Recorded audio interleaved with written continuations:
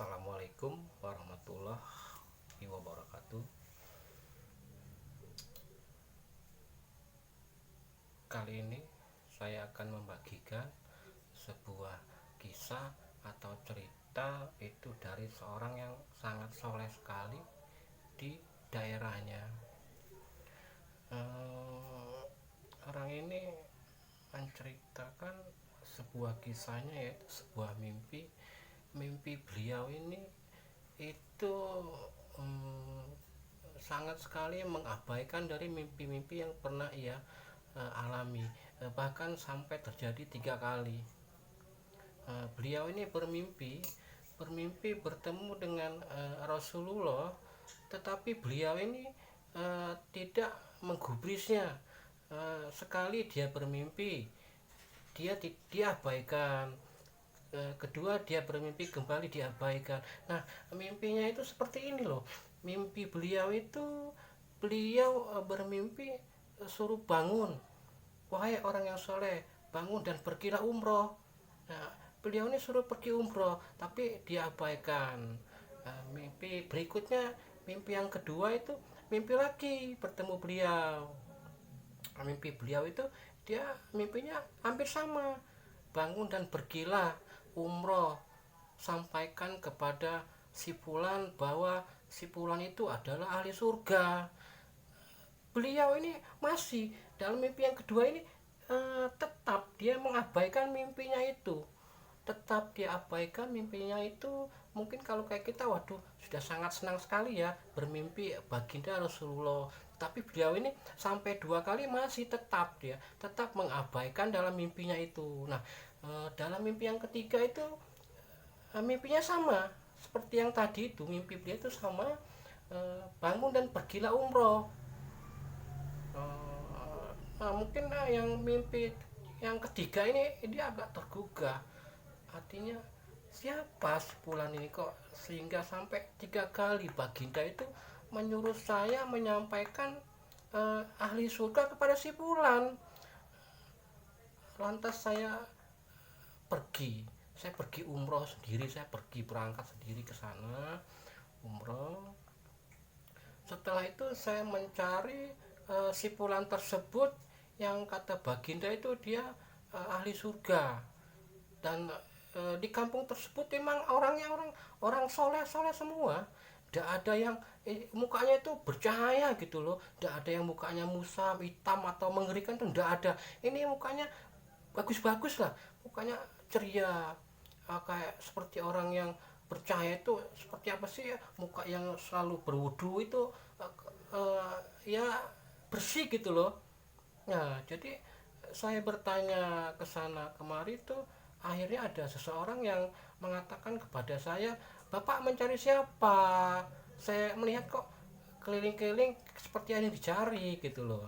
Akhirnya si orang soleh ini bercerita bahwa saya mencari si Fulan, rumahnya di mana, kata dia. "Ayo aku antarkan," kata si orang tersebut. Diantarkanlah beliau ini, si orang soleh ini diantarkan ke rumah si Fulan tadi. Setelah sampai, dia merenung, ini toh rumahnya, kata dia. Artinya, uh, saya mengatakan kampung ini kampung soleh, kampung orang yang ibadahnya tekun-tekun gitu loh. Pasti ini pimpinannya, ini orang ini pimpinan orang daripada orang yang soleh tadi itu. Saya, apa mungkin, kata dia, ini pimpinannya, kata si orang soleh tersebut. Begitu dia masuk, dia mengucap salam, "Assalamualaikum," keluarlah si Fulan. Ternyata saya kagetnya ternyata orang tersebut tidak seperti apa yang saya pikirkan gitu loh. Bagus, bersih, mukanya enak dipandang gitu. Tidak, muka beliau ini kalau kayak di kita ini di Indonesia itu menakutkan, mukanya itu seram gitu loh. Tidak ada cahaya seperti apa itu, tidak ada. Jadi saya melihatnya itu, kata si orang soleh ini, biasa aja, bahkan menakutkan mukanya itu. Setelah itu saya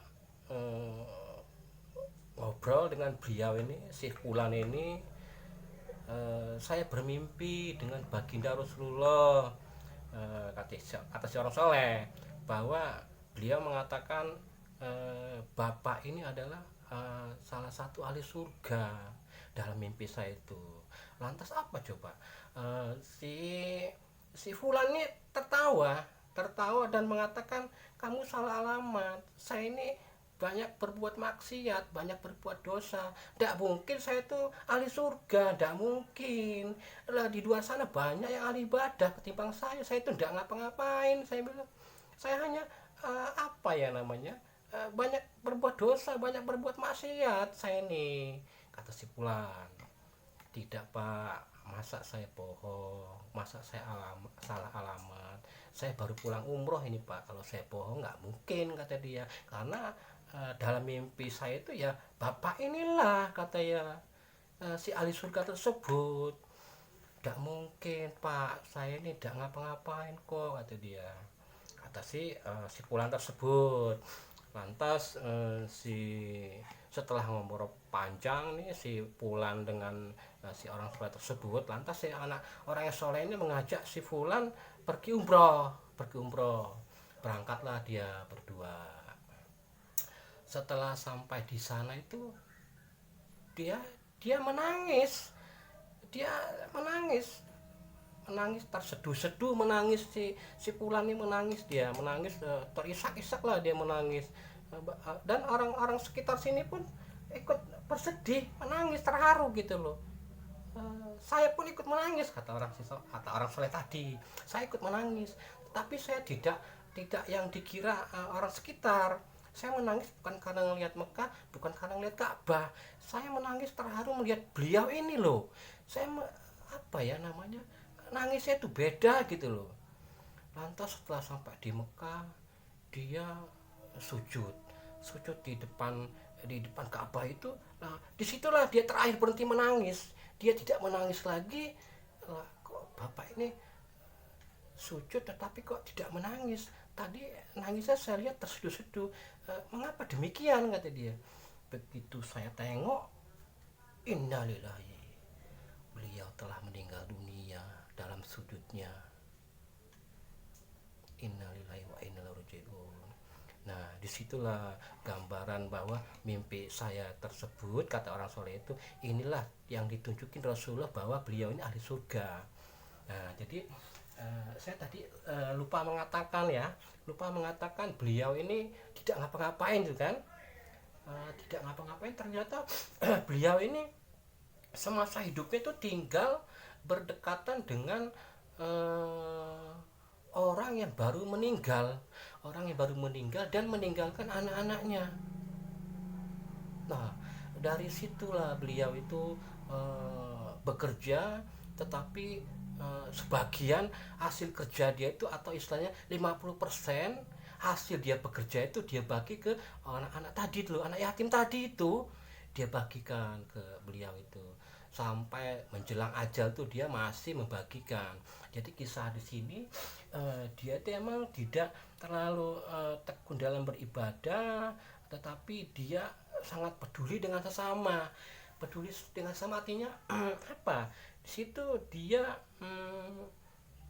tidak melihat sama dengan orang gitu loh, bahwa orang yang wajib dibantu itu dia bantu, sedangkan ya orang yang benar-benar soleh belum tentu seperti si Fulan tadi gitu loh, belum tentu. Nah, beliau ini sangat peduli sekali, walaupun ibadahnya minus tapi dia sama orang sangat peduli. Makanya Rasulullah mengatakan, datanglah ke rumah si Fulan, sampaikan bahwa beliau itu ahli surga. Itu ternyata terbukti, inilah kata dia, kata si orang soleh.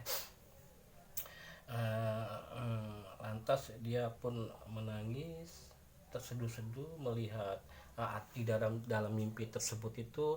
Artinya inilah mimpi yang disampaikan Rasulullah bahwa si Fulan itu benar-benar adalah ahli surga. Subhanallah. Kalau mengingat cerita kisah ini, saya jadi ingat waktu saya belajar dulu di SMP itu ada pelajaran pendidikan moral Pancasila. Pendidikan moral Pancasila artinya pentingkanlah, dahulukanlah kepentingan orang lain ketimbang kepentingan pribadi. Di situ maksudnya artinya kita pedulilah sama sesama gitu, ndak egois, ndak makan sendiri apa yang kita punya, itu loh maksudnya itu.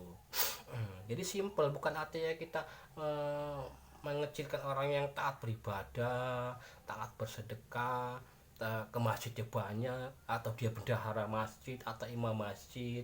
Tidak seperti itu. Ya kita kan tidak tahu, mereka pun mungkin seperti beliau, hanya tidak terlihat mungkin, itu aja. Jadi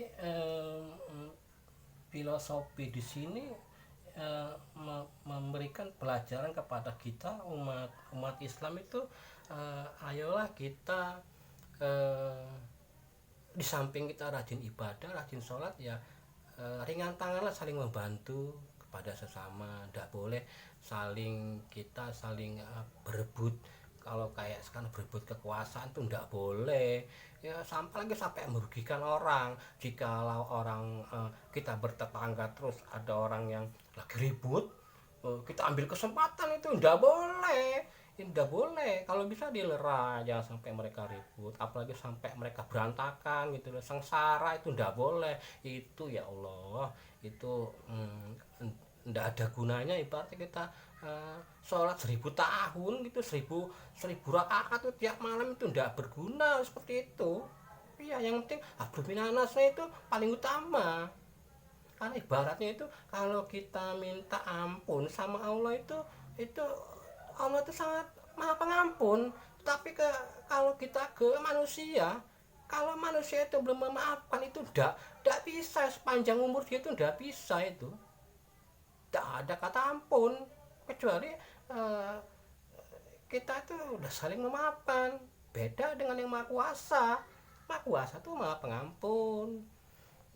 Jadi ya sangat, apa ya namanya ya, dibilang susah juga enggak, dibilang enggak juga susah.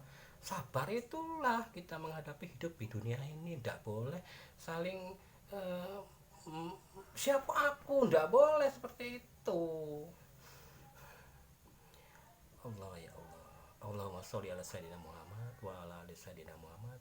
Cukup sekian kisah ini. Yang belum subscribe, tolong subscribe. Di samping sebelah kiri saya ini ada tulisan subscribe, tolong dibantu. Untuk kedepannya mungkin ada lagi kisah-kisah yang mungkin lebih bermanfaat dari yang sebelum-sebelumnya. Wassalamualaikum warahmatullahi wabarakatuh. Salam Rabu.